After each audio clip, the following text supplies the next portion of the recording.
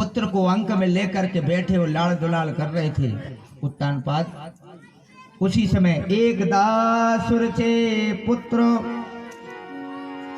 अंकारोप्य लालयन, अपने अंक में बिठा करके लालन पालन कर रहे थे। और उत्तमं नाभिरुक्षन्तम ध्रुवो राज्याभ्यनंदत। एक बेटा को आप गोदी में बिठा लो और एक सामने खड़ा हो तो उसका भी मन होता है कि काश पिताजी मुझे भी गोदी में ले लेते। लाड़ दुलार को देख के उसका भी मन होता है कि मेरे से भी प्रेम करते। ध्रुव जी महाराज प्रेम के भूखे अपने पिता के सम्मुख खड़े। उनके मन में छोटा सा बालक, 5 वर्ष का बालक, उसके मन में क्या भाव आएगा? बस इतना ही भाव आएगा कि मेरा पिता मुझसे भी प्रेम करे, मुझे भी चाहे, मुझे भी दुलार करे, मुझे भी गोदी में उठाए। एक बात की शिक्षा ले लो, आपके परिवार में आप 4 महिलाएं हैं, 4 सदस्य हैं। अगर आपके बच्चों के 4 भाई हैं तो 4 की 4 पत्नियां हैं। तो अपने पुत्र से प्रेम बराबर नहीं, सबके पुत्रों से प्रेम बराबर रखो, नहीं तो वहीं से ही घर में बिगाड़ उत्पन्न हो जाता है। अपने पुत्र को बाद में उठाओ। देखो हमारी संस्कृति की महानता देखो, इस सनातन धर्म की महानता देखो कि हमारे सियाने बड़े अपने पुत्र को नहीं उठाते थे, अपने भाई के पुत्र को गोद में ले लेते। ये सिद्धांत हमारे सनातन का। क्यों? क्योंकि वो जानते थे कि ये तो मेरा अपना है, लेकिन मैं अगर चाहूं तो ये भी मेरा हो सकता है। ये प्रेम है। हमेशा प्रेम को प्रबल रखना चाहिए अपने जीवन में। सबसे प्रेम रखो, किसी को असमानता के भाव से मत देखो। ये माँ है, ये चाची है, ये बुआ है, ये मौसी है, ये संबंध कौन बनाता है? हम दूरियां पैदा करके बना देते हैं। बेटा ये तुम्हारी मौसी है, ये क्यों नहीं कहा कि ये भी तुम्हारी माँ है? ये भाव क्यों नहीं आया? मौसी क्यों बना दिया तुमने? वो तो अबोध बालक था, वो थोड़ी जानता था कि तुम मेरी माँ हो कि ये मेरी माँ है। विश्वासी ही तो माँ और पिता बनाते हैं। किसी को जन्म से थोड़ी पता है कि ये मेरे पिता है, ये मेरी माता है। हम स्वयं जनाते हैं कि ये तुम्हारे पिताजी, ये तुम्हारे माताजी। प्रेम कमजोर कब पड़ता है? जब हम अपनों से दूर हो जाते हैं या मन से उन्हें दूर कर दें। और आज वर्तमान में प्रेम कम क्यों हो रहा है? क्योंकि आज के आधुनिक युग में हमने अपने बच्चों को ऐसी सुविधाएं दे दी हैं जिसकी वजह से वो माता पिता को भी नहीं पहचानते। आज के आधुनिक युग में मोबाइल ऐसा आया है कि जिसने सारे प्रेम संबंध नष्ट कर दिए साहब।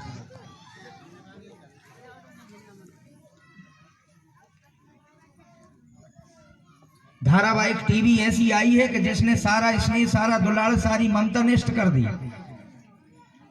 पति थका हारा मांदा काम से लौट करके आया, वो चाहता है कि पत्नी मुझे 1 गिलास जल भर के दे, लेकिन पत्नी का फेवरेट धारावाहिक आ रहा है तो कहीं थोड़े बैठे रहो। ये कौन सा भाव?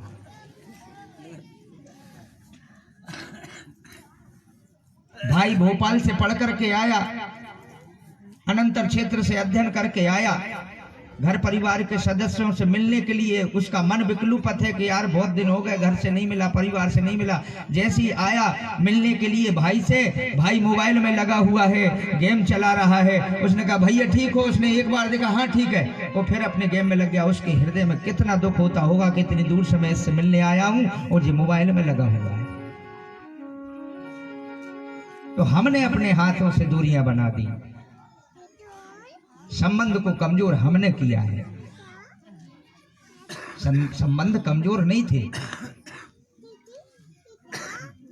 अंक में गोद में उठाया अपने पुत्र उत्तम को और खिलाने लगे। उसी बीच में ध्रुव जी महाराज आए और वो भी चाहते थे कि ये गोद मुझे भी मिले। जैसे ही गोद में चढ़ने का प्रयास किया उस राज्य के सिंहासन पर, उसी क्षण सुरुचि ने हाथ पकड़ लिया कि कहां चढ़ा जला, कहां जा रहे हो? वो तुम्हारा स्थान नहीं है, तुम उसके योग्य नहीं हो, उसके योग्य बन करके दिखाओ। उत्तम तुम नहीं हो, वो सिंहासन मेरे पुत्र उत्तम की है, वो गोद मेरे पुत्र उत्तम की है, तुम्हारी नहीं है। अब नन्हे से बालक से आप ऐसा कहोगे 5 वर्ष की अवस्था के प्राप्त बालक की बुद्धि में कितनी निर्मलता होती है, जिसे भान नहीं होता अच्छे बुरे का, जिसे ज्ञान नहीं है सच्चा झूठा क्या है। जो उसके मन में बीज बोदोगे वही काटोगे जीवन में। ये बात बिल्कुल पक्का जान लो कि जिस बच्चे की बुद्धि में जो डालोगे, आप छोटी सी बात में बच्चों से कह देते हो बेटा बाहर जाके कह दो कि पापा जी नहीं है, पापा जी सामने बैठे थे, उसने विचार कर लिया कि कोई बात से अगर बचना हो तो झूठ बोल जाओ। हमने ही तो सिखा दिया, सरल युक्ति दे दी, लेकिन आपने अपनी परीक्षा से बच गए, आप अपने कष्ट से बच गए, लेकिन एक बीज बो दिया आपने कि अपने बच्चे की बुद्धि में झूठ का बीज डाल दिया कि जब भी कोई कठिन बात आ जाए तो बस झूठ ही तो बोलना, जब कोई कष्ट आ जाए, कोई पीड़ा आ जाए तो बस झूठ ही तो बोलना। बैटरी बहुत जल्दी खा रहा है। ओए सुन तो। इस प्रकार जब ध्रुव जी महाराज ने अपने पिता की गोद को पाना चाहा तो माता रुचि ने, सुरुचि ने जो है धुतकार दिया, धुतकार करके कह दिया कि तुम उस गोद के योग्य नहीं हो, तुम उस गोद में नहीं जा सकते। बड़ा दुख रोता बिलखता हुआ बालक अपनी माता की गोद में पहुंचा और जाके सिर रखकर रोने लगा कि माँ, मैं क्या अपने पिता के सिंहासन पर नहीं बैठ सकता? क्या मैं अपने पिता की गोद में नहीं खेल सकता? छोटी माँ ऐसा कहती है कि तू में उसके लायक नहीं है, तू पिता से लाड़ दुलार का पात्र नहीं है। क्या मैं अपने पिता का पुत्र नहीं हूँ माँ? कितने बच्चे छोटे छोटे, देखो बच्चों के हृदय में परमात्मा विराजमान होता है, ये बात सत्य है। और बच्चा अगर कोई तोतली भाषा में शब्द कह दे तो आदमी तुरंत शांत और शीतल हो जाता है।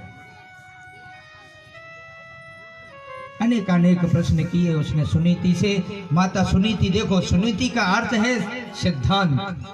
माँ को सुनीति की तरह होना चाहिए, सुरुचि की तरह नहीं। अपने बच्चों को पालना है, अपने बच्चों को दुलार करना है। देखो एक सिद्धांत ले जाओ ये भागवत मंच से कि अपने बच्चों को अगर पढ़ाना है, पालना है, पोषना है, बड़ा करना है और उन्हें कुछ बनाना है, कुछ योग्यता दिलाना है तो सुनीति बन जाओ, सुरुचि मत बनो। तकलीफ हो बच्चे को हो जाने दो, कष्ट हो जाने दो, कोई सुविधा का साधन मत दो। बच्चा जब योग्य होगा तो अपने से उठा लेगा सुविधाएं, नौकरी पा जाएगा, जो चाहेगा खरीद लेगा। लेकिन अभी से बिना प्रयास के अगर तुम लेकर के दे दोगे तो वो कभी नौकरी का प्रयास नहीं करेगा।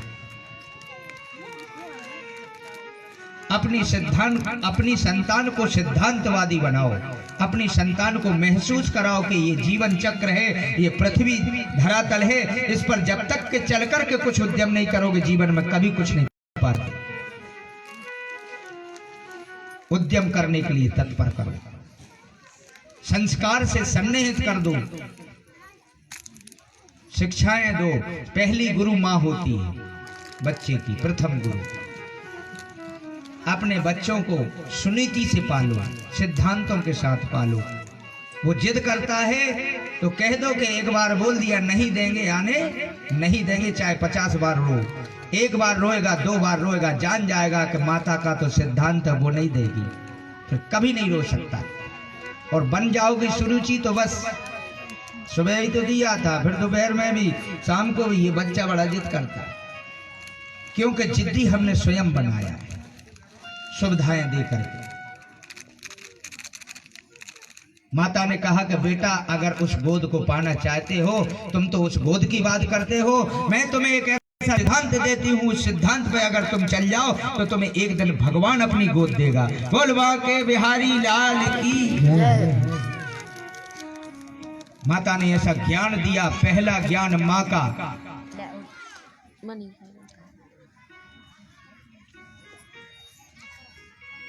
16 संस्कारों में पहला संस्कार होता है भ्रूण संस्कार, बीज वपन संस्कार। 15 दिवस में अणु मात्र का स्वरूप होता है, 1 महीने में परमाणु मात्र का स्वरूप होता है, 3 महीने में 1 महीने में बुदबुदे के बराबर, 3 महीने में बेर के बराबर, 4थे महीने में अंडाकार हो जाता है, 6ठे महीने में जीव का सुष्णु कर्म हो जाता है, 7वें महीने में स्वरूप धारण कर लेता है, 8वें महीने में चर्म इत्यादि ऋचाएं आ जाती हैं शरीर में, और 9वें महीने में जाकर के सर्वांग बुद्धि सेहत संपन्न हो जाता है। ये रूप है। माता को चाहिए कि मेरे गर्भ में अगर कोई बालक है तो मुझे भी तपस्या करना चाहिए। तपचर्या कहलाती है। तपचर्या क्या है? गर्भस्थ स्त्री की 9 महीने की तपचर्या कहलाती है। पहले महीने में उसे वायु वेग सताता है। जिन स्त्रियों को गर्भ हुआ है वो पक्का बता देंगी, जिनको पहले महीने में संतान गर्भ में आती है तो वायु वेग सताता है। बार बार गैस बनती है, बार बार डकारें आती है, बार बार उबका आती है, वायु परेशान करती है। द्वितीय महीने में शरीर स्थिर हो जाता है। तृतीय महीने में पैर भारी हो जाता है। चौथे महीने में खट्टा, बादी, मीठा, तीखा इत्यादि खाने की इच्छाएं प्रकट होने लगती है। और 5वें महीने में जाकर के सहिष्णुता आने लगती है। भार बढ़ जाता है, 2 गुना भोजन हो जाता है। ये सृष्टि निर्माण है। अपने बच्चों को गोद में उठा करके खिलाओगे और उसको गोद से नीचे नहीं उतारोगे तो एक दिन वो बच्चा आपका भार बन जाएगा। इसलिए डॉक्टर कहता है कि इनको चलने फिरने दो, भार मत बनाओ। ये सिद्धांत है शास्त्र के। माता ने नीति नियम सिखा दिया कि बेटा एक सिद्धांत ले जाओ कि कभी रोना मत। जब रोना हो तो अपने इष्ट के सम्मुख रोना, और प्रयास ये करो कि अपनी भक्ति से लोगों को रुला दो। अपनी पहचान ऐसी स्थिर कर दो कि दुनिया तुम्हें प्रणाम करे, दुनिया तुम्हारा नाम ले। ऐसा काम करो। गोद तो मिलेगी, लेकिन अपने गोद में ले जाने के लिए पात्र बन जाओ। पात्रता जब तक नहीं है मिलने का कोई मतलब नहीं है, वो मिल सकता ही नहीं है। बैटरी बहुत पी रही है। सत्पात्र बनने का उपाय दिया। 0% अब तो बच्चे की बुद्धि में प्रवेश कर गया ज्ञान। 20 पर लेके आओ तो। और ऐसा नहीं है कि पूर्व के संस्कार ना हो। मनु महाराज के पुत्र है तो मनु महाराज के जैसा ही प्रभावी होगा। तुरंत बात भगवान की हृदय में आ गई। हृदय में बात हृदय में लेकर के अर्धरात्रि पहर के चौथे भाग में अपने घर से बाहर हो गए। घर से चल दिया। सारी माया का त्याग करके, सारे मोह का त्याग करके, ममता का त्याग करके। क्रोध भी अगर आए तो क्रोध कितना आए? क्रोध इतना आना चाहिए कि जो हमारा कर्म सुधार दे, वो ही उतना ही क्रोध काम का है।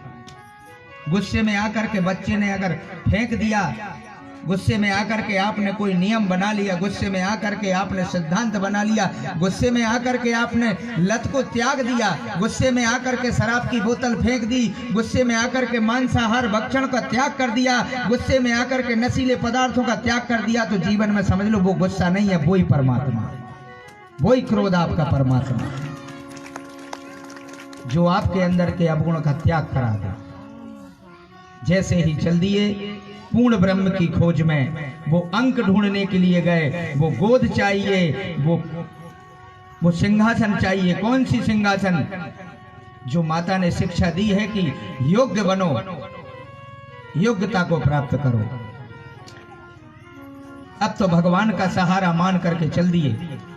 घनघोर जंगल में चले जा रहे हैं। तपोवन, तपोवन नाम के जंगल में एक नन्हा सा 5 वर्ष का बालक चला जा रहा है। घर में माता पिता, माँ ने विचार किया कि बच्चा रो रहा था, क्रोधी हो गया होगा, किसी कोने में जाके बैठ गया होगा महल के। लेकिन सिद्धांत जो दिमाग में भर गया, एक बार व्यक्ति के मन चित्त में अगर कोई बात उतर जाती फिर वो दोबारा हटती नहीं है। इसलिए भगवान के चरणार बिंदु को मना चित्त में बिठा लो ताकि हटे ही ना। एक बार नारद जी ने एक गोपी से पूछा, यमुना किनारे बड़ी सोच विचार करने में बैठी, तो नारद जी ने सोचा ऐसे कोई मिला नहीं, शायद इसके घर में झगड़ा है, कोई परेशानी, जब तो दुखी होकर बैठी। तुरंत पूछा, हे गोपी तुम परेशान हो? कहा हाँ परेशान हूं। किस बात से हो? भगवत प्राप्ति नहीं हो रही क्या? अरे नारद जी आप नहीं समझ पाओगे मैं किस बात से परेशान हूं। कहा किस बात से परेशान हो? कहा इस बात से परेशान हूं कि भगवान प्राप्त होता नहीं है। इस बात की दिक्कत नहीं है, भगवान ऐसा हृदय में बस गया है कि उसे निकालना बड़ा कठिन हो गया है। चित्त से चिपक गया है। भगवान चोर हैं, लेकिन वो किस चीज की चोरी करते हैं? हमारे भीतर घुस करके हमारे अवगुण चरा कर बाहर आ जाते हैं। ये भगवान चित्त चोर है। उन्हीं का सहारा मान करके जब चल दिया, उद्देश्य मात्र एक, मुझे वो को प्राप्त करना है, मुझे उस बोध को प्राप्त करना है, ऐसा उद्देश्य मन में धारण करके चले। आज मुझे कुछ नहीं चाहिए, मुझे तो उस भगवान को प्राप्त करना है। कहाँ मिलेगी वो गोद, कहाँ मिलेगा वो अंक? 5 वर्ष का बालक, उसे क्या ज्ञान है? देखो वो जंगल में गोद ढूंढ